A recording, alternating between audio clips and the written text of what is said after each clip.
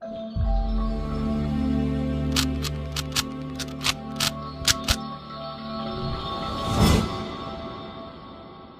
Everyone, this is Shilpi Saxena. Welcome to my channel learning hub. तो इस video में हम समझे कुछ और प्रैक्टिस क्वेश्चंस करेंगे कॉन्फ्लिक्ट सीरियलाइजेबिलिटी के ऊपर।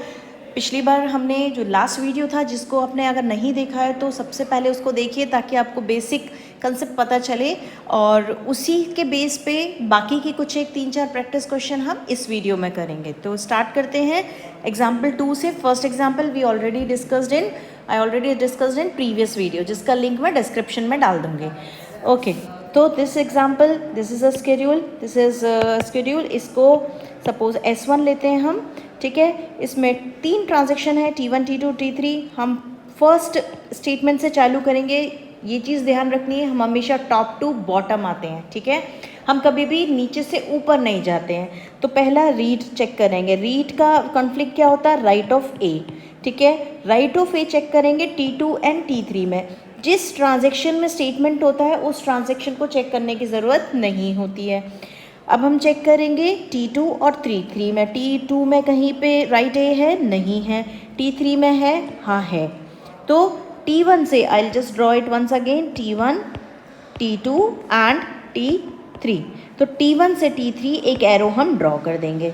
Okay, now next instruction is in T3 में रीड ऑफ बी। इसका क्लैश कहाँ पे होता है? राइट ऑफ बी से। राइट ऑफ बी, ध्यान ए और बी का हमेशा ध्यान रखना। ए एक डिफरेंट फाइल है, बी एक डिफरेंट फाइल है। तो अगर कोई राइट ऑफ ए और राइट ऑफ बी मिलता है तो वो क्लैश नहीं होगा। आप खुद समझो, अगर एक नोटबुक में एक बच्चा लिख रहा है, एक नोटबुक में एक बच्चा लिख रहा है, तो दोनों अलग नोटबुक है, दोनों अलग बच्चे हैं, तो कभी भी कन्फ्लिक्ट नहीं होगा। जब दोनों बच्चे एक ही नोटबुक में लिखने का ट्राई करेंगे तो कॉन्फ्लिक्ट होगा। तो ए और बी अगर दोनों राइट आ रहा है तो कोई कॉन्फ्लिक्ट नहीं होता है। पर यहाँ पे रीड ऑफ बी का कॉन्फ्लिक्ट राइट ऑफ बी होगा, ना कि write of A. Write of B T2 में ढूंढेंगे, कहीं नहीं है। राइट ऑफ बी T1 में कहीं नहीं है। We will move to the next instruction, write of B. इसका कॉन्फ्लिक्ट क्या होगा? Write of B and read of B. Read of B इसको मिल गया T2 में, यानी T3 टू T2। तो T3 टू T2 हम इसको एरो ड्रॉ कर देंगे।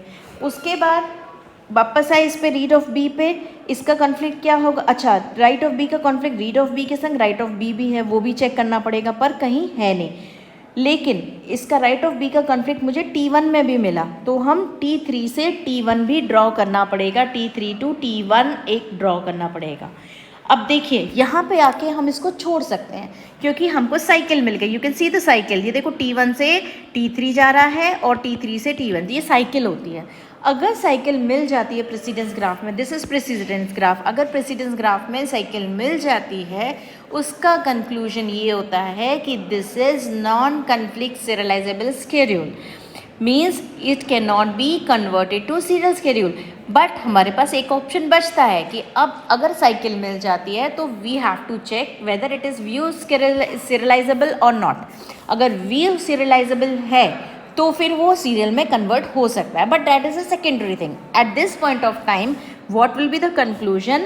You will write in above schedule as there is a loop, hence it is non-conflict serializable and inconsistent. Inconsistent क्यों?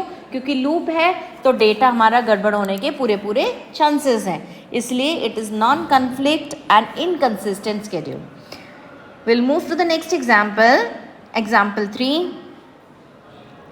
तो स्टार्ट करेंगे फर्स्ट ट्रांजेक्शन से, जहाँ पे पहला स्टेटमेंट होता है वहीं से चालू करते हैं। रीड ऑफ बी, इसका कॉन्फ्लिक्ट होगा write of A. Read of A का conflict write of A. Write of A check करेंगे, कहीं मिला? हाँ मिला, T2 में मिला। तो T1 से T2 हम एक एरो ड्रॉ कर देंगे, ठीक है। उसके बाद रीड ऑफ बी, अच्छा राइट ऑफ ए हमें T3 में भी मिला, ध्यान रखना। तो T1 से T3 भी ड्रॉ कर देंगे। अब रीड ऑफ बी, इसका कॉन्फ्लिक्ट होगा write of B. Write of B देखेंगे, T2 में है, कोई फ़र्क नहीं पड़ता। राइट ऑफ बी और कहीं नहीं मिला। रीड ऑफ बी, इसका कॉन्फ्लिक्ट है अगेन राइट ऑफ बी, वो चेक करेंगे हमको कहाँ मिलेगा? T2 में मिला, T1 में नहीं मिला।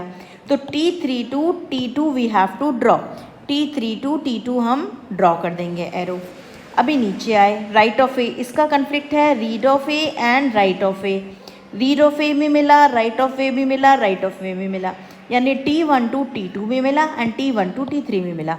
T1 to T2 already drawn है, T1 to T3 already drawn है, तो हमें दोबारा ड्रॉ करने की ज़रूरत नहीं है।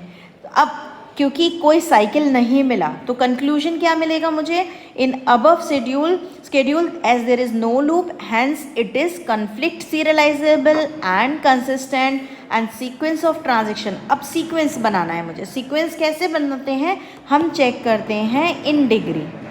इन डिग्री क्या होती है कि कितने एरो उस पर्टिकुलर ट्रांजेक्शन को पॉइंट कर रहे हैं। अब T3 को देखो कितने एरो पॉइंट कर रहे हैं, 1, तो इसकी इन डिग्री हो गई 1। T2 को कितने एरो पॉइंट कर रहे हैं, 2, तो इन डिग्री हो गई 2। इसको कितने पॉइंट कर रहे हैं, 1 भी नहीं, तो इन डिग्री हो गई 0। अब जिसकी सबसे कम इन डिग्री होती है उसको सबसे पहले लिखते हैं। तो पहले आएगा T1 जिसकी इन डिग्री है 0, फिर आएगा T2 जिसकी इन डिग्री फिर आएगा T3 जिसकी इन डिग्री है 1, फिर आएगा T2 जिसकी इन डिग्री है 2। तो ये हमारा सीक्वेंस हो गया। नेक्स्ट एग्जाम्पल की तरफ चलेंगे। In this example read of A में क्या होगा, रीड क्या इसका कन्फ्लिक्ट है, राइट ऑफ ए, क्या T2 में राइट ऑफ ए है, हाँ है, तो फिर हम T1 से T2 को ड्रॉ कर देंगे। रीड ऑफ बी, इसका कन्फ्लिक्ट है राइट ऑफ बी, तो राइट ऑफ बी है, राइट ऑफ बी कहाँ मिला, कहीं नहीं है, ना T1 में है ना T3 में है। उसके बाद रीड ऑफ सी, इसका कन्फ्लिक्ट भी नहीं मिला, राइट ऑफ सी, इसका कन्फ्लिक्ट भी नहीं मिला, सिर्फ राइट ऑफ ए का कन्फ्लिक्ट है T2 टू T1। चलो एक एग्जाम्पल के लिए इसको हम हटा देते हैं, चलो इसको हम हटा देते हैं, ठीक है, तो फिर कोई कन्फ्लिक्ट नहीं मिला। ये एग्जाम्पल मैं इसलिए ले रही हूँ ताकि आपको पता चले कि अगर ये कंडीशन है तो आपने सीक्वेंस कैसे लिखना है। फाइन, अब क्योंकि इतना कंडीशन है, अब क्या करेंगे हम, अब चेक करेंगे कि इन डिग्री कैसे निकालेंगे। देखो इन डिग्री कैसे निकालेंगे कि आपकी इन डिग्री इसकी तो हो गई 0, ठीक है, इसकी भी हो गई 0 और इसकी हो गई 1। हमें ध्यान क्या रखना है कि T2 हमेशा T1 के बाद आना चाहिए। T2 हमेशा T1 के बाद आएगा क्योंकि इसकी इन डिग्री है 0 और एरो पॉइंट कर रहा है। तो जब हम इसका सीक्वेंस बनाएंगे तो हमने क्या लिखना पड़ेगा कि देखो T2 हमेशा T1 के बाद आया, T1 T2 T3, इसमें कई सारी पॉसिबिलिटीज़ हैं, या पहले T2 T3 कर लो, ठीक है, या पहले T1 कर लो, लेकिन हर केस में जो T2 आएगा वो T1 के बाद आएगा। इस तरह से आप तीनों पॉसिबिलिटीज़ ड्रॉ कर सकते हो, ठीक है। I hope this concept is clear. If you like this video please like and subscribe, hit the bell icon. Thank you and have a nice day ahead.